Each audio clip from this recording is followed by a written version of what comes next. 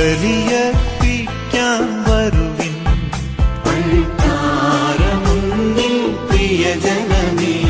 സ്തുതിഗീതങ്ങൾ പാടാം തിരുനാഥനായി പ്രിയജനമേ.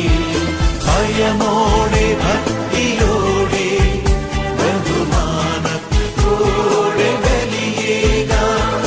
അണയാം അനുദപിക്കാം അനുരഞ്ജിതരായി ബലിയേകാം.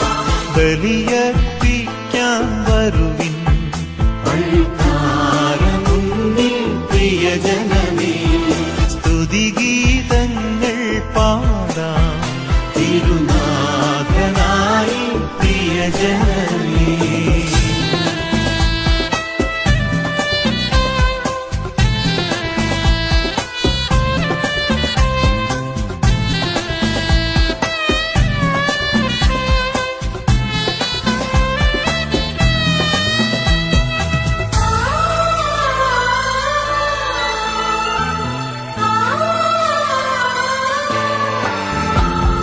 സ്നേഹം പങ്കിടാം ഇന്നീ കാസയിൽ.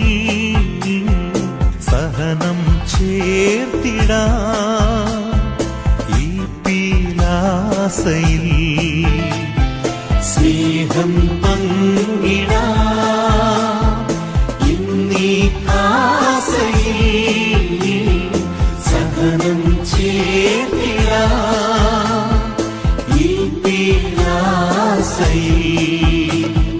പെസഹാനാളിൽ കർത്താവേകിയ ദിവ്യവിരുന്നിൻ.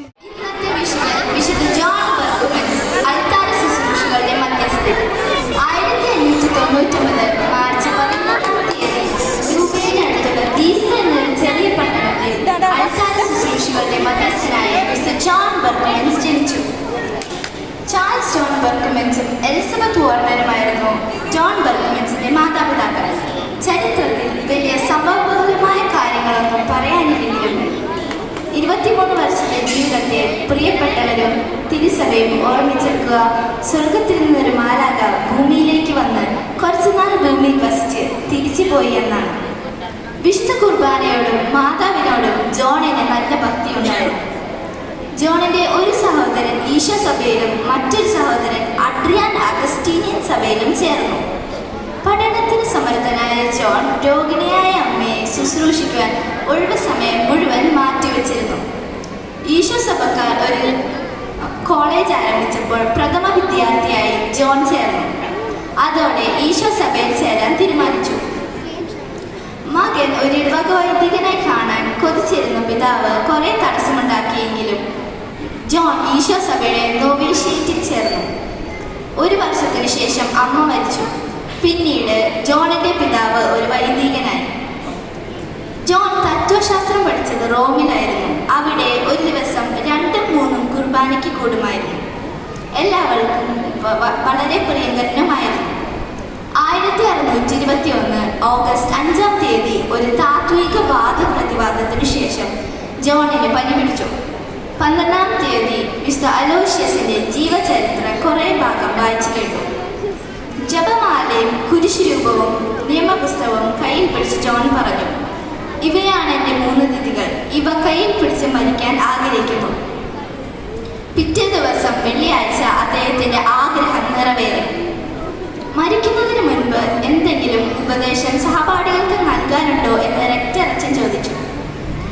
അദ്ദേഹം പ്രതിവചിച്ചു, ഞാൻ ഈ ഭവനത്തിൽ വന്നതിന് ശേഷം മനസ്സറിവോടെ യാതൊരു നിയമവും ലംഘിച്ചിട്ടില്ല. വിശുദ്ധ ജോൺ ബർക്കുമെൻസ് പിഴവുകൾ വരാതെ തന്റെ നാവിനെ കർശനമായി നിയന്ത്രിച്ചിരുന്നു. ചെറുപ്പത്തിൽ തന്നെ ത്യാഗങ്ങൾ എടുത്ത് എളിമയോടുള്ള ജീവിതമായിരുന്നു വിശുദ്ധ ജോൺ ബർക്കുമെൻസിൻ്റേത്. ഒരു അന്ധയായ സ്ത്രീ വിശുദ്ധ ജോൺ ബർക്കുമെൻസിന്റെ മൃതശരീരത്തിനടുത്ത് വന്ന് വിശുദ്ധ ജോൺ ബർക്കുമെൻസിന്റെ വിരൽ തന്റെ കണ്ണിൽ വെച്ച് പ്രാർത്ഥിച്ചപ്പോൾ തന്നെ അന്ധയായ സ്ത്രീക്ക് കാഴ്ച ലഭിച്ചു. അങ്ങനെ നിരവധി അത്ഭുതങ്ങൾ സംഭവിച്ചു. അൾത്താരയായിരുന്നു മിസ്റ്റർ ജോൺ ബർക്കുമെൻസിന്റെ എല്ലാമെല്ലാം. ലേയോ 13-ാം മാർപ്പാപ്പ വിശുദ്ധ ജോൺ ബർക്കുമെൻസിനെ വിശുദ്ധരുടെ ഗണത്തിലേക്ക് ഉയർത്തി. തിരുസഭ വിശുദ്ധ ജോൺ ബർക്കുമെൻസിനെ അൾത്താരവാരകളുടെ മധ്യസ്ഥനായി പ്രഖ്യാപിച്ചു. വിശുദ്ധന്റെ മധ്യസ്ഥം നമുക്ക് യാചിക്കാം. എല്ലാവർക്കും ഒരു നല്ല ദിനം ആശംസിക്കുന്നു. നന്ദി.